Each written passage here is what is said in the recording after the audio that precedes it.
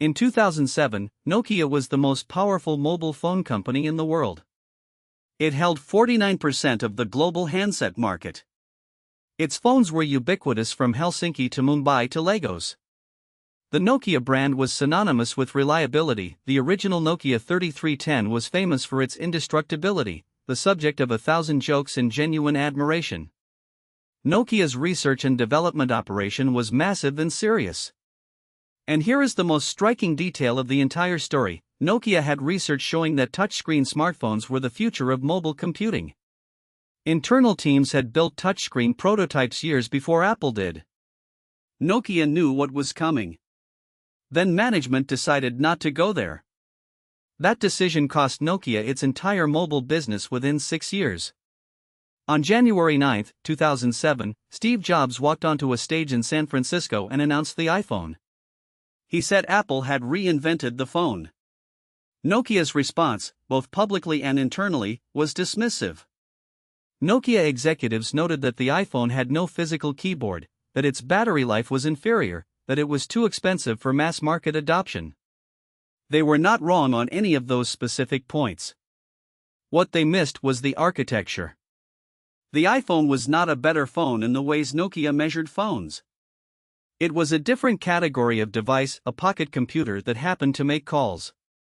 Nokia was still competing in the phone market. Apple had created the smartphone market. Nokia's operating system, Symbian, was the software at the center of its product line. Symbian had been state-of-the-art in the feature phone era. In the smartphone era, it became Nokia's greatest liability. Symbian was notoriously difficult to develop for. Writing an application for Symbian required specialized knowledge and significant effort.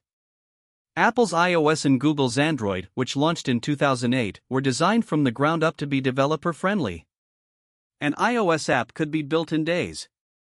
The App Store that launched alongside the iPhone created a self-sustaining ecosystem. More users attracted more developers, which produced more apps, which attracted more users. Nokia tried to build an equivalent store on Symbian.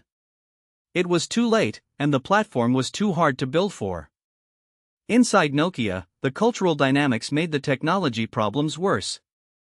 Researchers who studied Nokia's internal dynamics in a Harvard Business Review paper published in 2015 described a phenomenon they called fear-based ignorance. Middle managers were so afraid of delivering bad news to senior leadership that they systematically underreported the severity of Nokia's competitive position. Senior leaders, in turn, pushed aggressive targets that middle managers knew were impossible but reported as achievable to avoid punishment. The gap between what Nokia's management believed was happening and what was actually happening grew wider year by year. By the time reality penetrated the executive suite, the window for response had closed. In 2011, Stephen Elop, a former Microsoft executive who had become Nokia's CEO, sent a memo to staff that became famous under the title "The Burning Platform." Elop described a man standing on an oil platform that was on fire.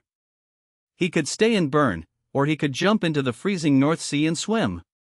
The memo acknowledged, bluntly, that Nokia's smartphone strategy had failed and that the company needed radical change.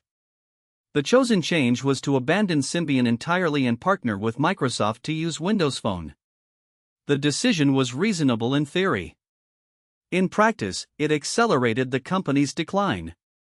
Announcing that you are abandoning your current software platform while asking customers to wait for new devices is not a competitive strategy.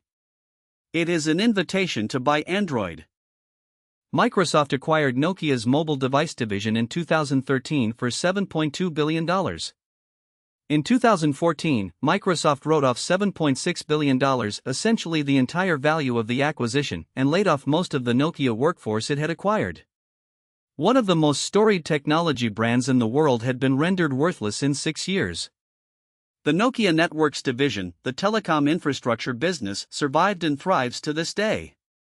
Nokia is now a significant player in 5G network infrastructure.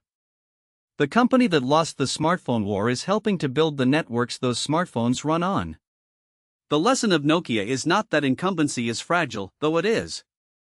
The lesson is that an organization's ability to hear bad news is as important as its ability to generate good strategies. Nokia had the strategy. It just could not hear clearly enough to execute it in time.